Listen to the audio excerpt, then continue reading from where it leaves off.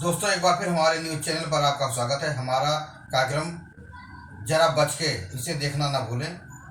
महाराष्ट्र में भले ही पिछले 5 साल में सरकारों में अस्थिरता रही हो, लेकिन अधिकांश समय भाजपा की सत्ता पर पकड़ बनी रही है।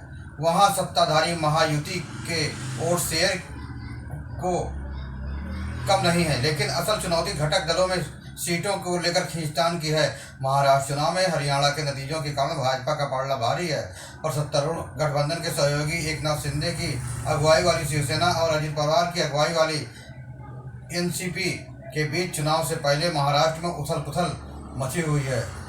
आरक्षण को लेकर मराठों और अन्य पिछड़ा वर्ग ओबीसी संगठनों के परस्पर विरोधी आंदोलनों और सोयाबीन और गन्ना किसानों के बीच अशांति को लेकर हाल के लोकसभा चुनाव में हार और गठबंधन सहयोगियों के बीच टकराव की आहट तक महायुति को कई चुनौतियों का सामना करना पड़ा।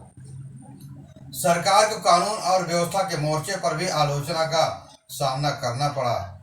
खासकर एनसीपी नेता बाबा सिद्दीकी की हत्या के बाद और बुनियादी ढांचे के मुद्दों पर महाविकास आघाड़ी एमवीए के विपक्षी मोर्चे में कांग्रेस हरियाणा में अपनी हार से आहत है और परिणाम स्वरूप सहयोगी शिवसेना यूबीटी और एनसीपी एसपी के मामले में उसकी सौदेबाजी की शक्ति बहुत कमजोर हो गई है। हालांकि एमवीए की सबसे बड़ी उम्मीद हाल ही में हुए लोकसभा चुनाव में उसका मजबूत 2019 के चुनाव और 2019 के लोकसभा चुनाव में राज्य स्तर पर भाजपा शिवसेना और कांग्रेस एनसीपी गठबंधन राष्ट्रीय चुनाव में भी जारी रहे।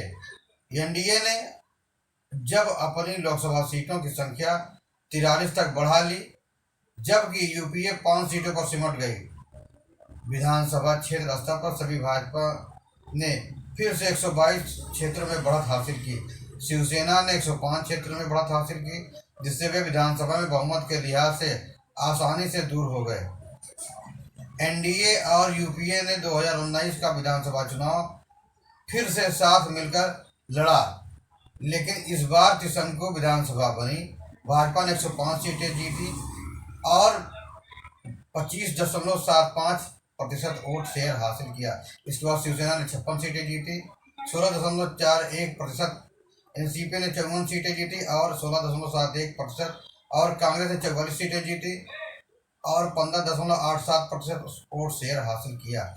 शेष 29 सीटें छोटी पार्टियों और निर्दलीयों ने जीती।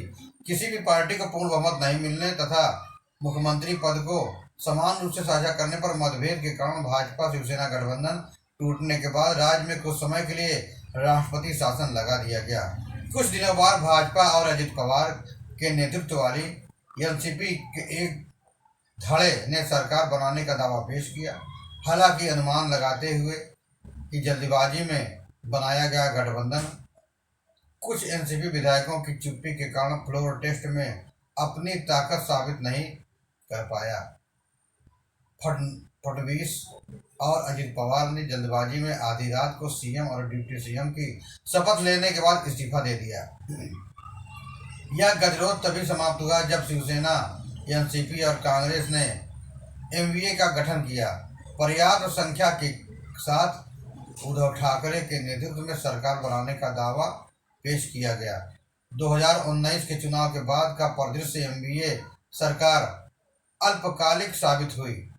जून 2022 में शिवसेना नेता एकनाथ शिंदे और पार्टी के 40 से अधिक विधायकों ने ठाकरे द्वारा एमवीए गठबंधन बनाने पर नाराजगी जताते हुए पार्टी छोड़ दी।